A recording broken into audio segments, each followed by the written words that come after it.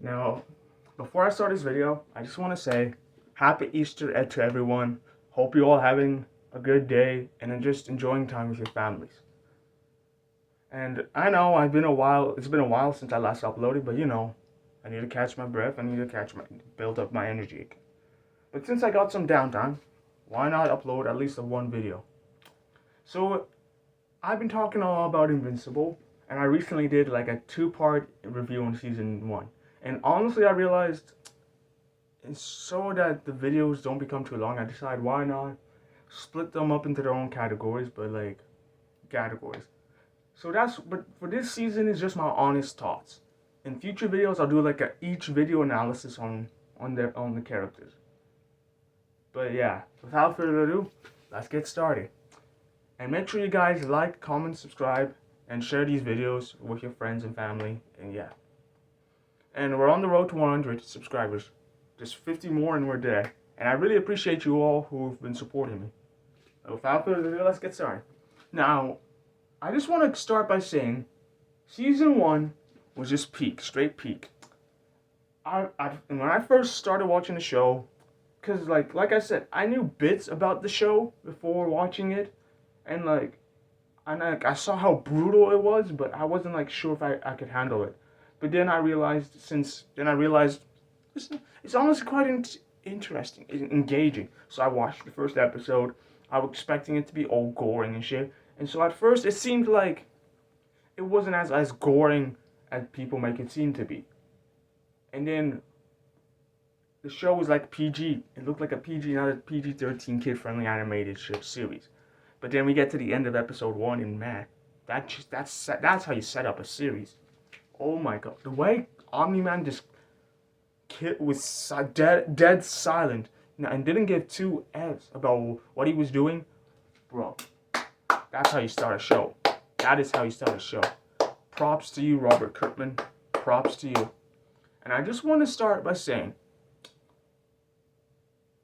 I am one of those people who refer to the original Guardians of the Globe. And although everyone hates the Immortal, I can well say this. Him hating Mark in Season 2 was kind of justified. It was justified. But him going onward, yeah, he was a total douchebag booty licker. Season 1, it was good because we barely saw him. Season 2 and 3 onwards, yeah, didn't like him at all. Dude was annoying. Dude was straight up against Mark. Dude straight up despised Mark when he hadn't even done anything. Bro, and that's what Season 2 is about. Season 2 is basically just everyone coping with the events of the Season 1 finale. Everyone is on their own journeys trying to return to a bit of normalcy in their lives, but also trying to understand and figure out who they want to be. So for Mark, his arc in this season is basically him trying to prove to the world that he's not his dad. Everyone keeps on bringing up the fact that there are moments where he acts like his dad. And although I made a video where I said people hate Mark, I also want to make a video where I believe people why Mark is so afraid of him becoming his dad. But I'll just say a bit here. I love how they handled Mark in this season. A lot of people have been complaining with him about getting his ass beat, and I understand superheroes, the main protagonists shouldn't get their ass beat, but they shouldn't always win every fight. But that's what I like about this show, even though people don't seem to get it fully. But that's not the point. And so Mark's is basically been fighting that he's not his dad, that he won't kill, even in usual circumstances where you have to. And then we go to Debbie, who was still recovering of what Nolan did. Even though she was happy to find out the truth, she had an answer, she wasn't happy, but she was somewhat glad, you could say, that she got an answer, but you feel so bad for her in this season. She's just so depressed. Bro, it's like she tries going to group therapy in a sense, and this one guy who's basically was friends with the Green Ghost now basically hates her because Nolan killed Green Ghost, which you can't really hate Debbie though. I hate those kind of situations where people are mad at you for someone else's actions, and I hate that. But that's understandable. And then we have Adam Eve, who is trying to prove that she can have what it takes to a hero, and prove to her parents, and that she can help but she can help prove herself. And I really like how Eve's character has progressed. It wasn't like, oh, she forgave her parents in season 1 or she didn't go back to them. It felt this felt organic and realistic, and I liked how they handled it.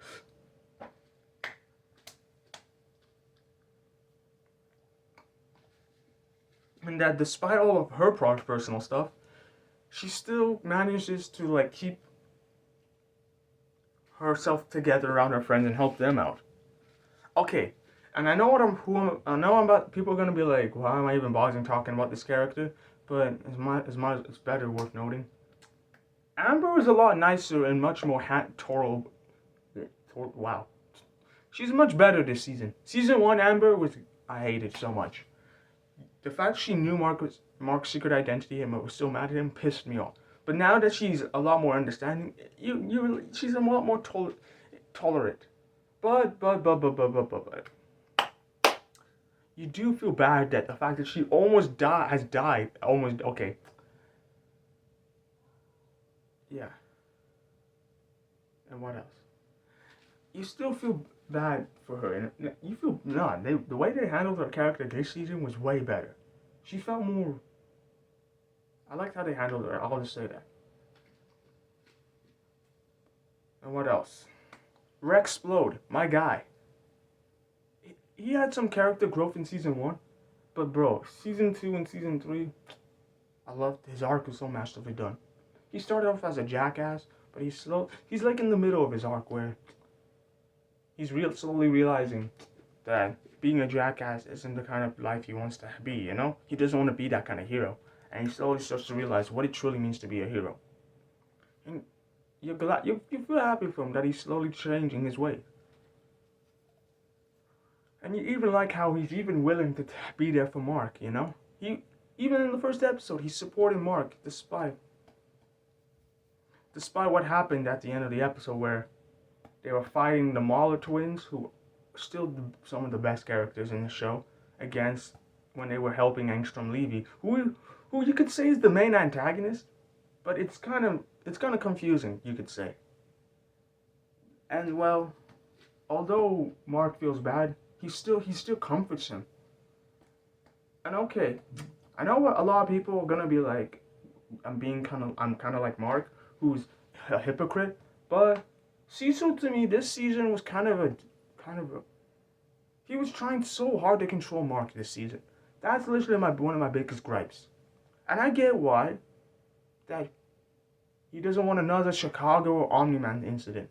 And it's understandable. If you have the job to protect the planet, of course you're gonna be like a lot more stricter on someone who's related to the strongest man in the world and has the same abilities. But if Mark was willing to put himself on the line, you should know he's nothing like that. But Mando, Cecil was much better in season 1, but season 2 and kind of season 3, yeah, it's complicated. And then we get to Angstrom Levy. Dude is a tragic character. He starts off as this guy who has the ability to open access portals, but after like a scientific accident where he's trying to like suck all the knowledge of alternate Angstroms, but instead he gets all their memories mashed up with his, where every single Invincible variant killed him or he had made him suffer. And now he hates Mark, like the good Invincible. And now this whole season is him trying to like get vengeance, and basically he won't rest until he has him dead. Now you get it, but we don't get enough of him, you know what I mean? Like we get to see bits of his backstory in the first episode, but he only just appears like towards the ends of each episode. And like we get him, but like we barely like see enough of him. It almost feels like he's not the big bad. It's like they're trying to make him seem as the big bad, but like, you know what I mean? And the way and the only time we see him again is like in the season finale. It's like, bruh, the way he acts in the season finale is understandable, but the way he holds Debbie and Oliver hostage is crazy. But speaking of Oliver, we gotta talk about Nolan first. Season 1, Nolan will never be forgiven, without a doubt. I'm busy! Busy!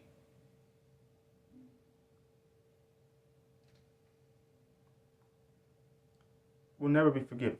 Sorry guys, that was my mom. But Season 2, Nolan, Omni-Man, whatever. I don't like calling him by his name for some reason. I prefer calling him by his real name. But you see that the regret he feels for what he did on Earth. You really do. And honestly, I like how Nolan's character's gone. He could have easily been the same person in Season 1. Or completely make him too forgiving, and that it makes it seem suspicious. But the way they handled Nolan is like, you don't necessarily forgive him, but you could tell that he's sorry and that he regrets what he did. But bro was really serious when he said, I could make another kid. Like, he could start over. Bro made a whole nother kid with an insect. Bro. And, like, we don't get to see much of Oliver because he's still a jit in this season. But we get to see a lot more of him in Season 3. And this is where Oliver Grayson's probably going to get a lot of hate from here on out. Oh, gosh. But I just want to speak for a minute. The fact is, like, this season particularly is like everyone is against Mark, it feels like. Not like everyone, but like the world is basically trying to force Mark into becoming his dad. It's like he's being forced to be put in situations where he has to kill. And it's not just the show, it's just the fact that I've seen reactions where people are like telling Mark to like kill. And look, I understand it, but you have to understand where Mark is coming from. He doesn't want to kill because he doesn't want to like make it too easy, you know? He doesn't want to kill first and then it comes easy the next time. And like, bro, you really feel the pain and emotion he's been going through. Just the rawness in his voice, the way he's roaring as he's beating up Angstrom. You have no idea what I've been through, how much I've been holding back. You feel it.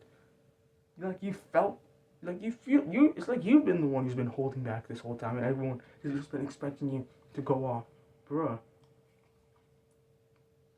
Now I haven't spoke about certain characters like Immortal and Duplicate because let's face it, no one likes them, and Monster Girl, and the Robot.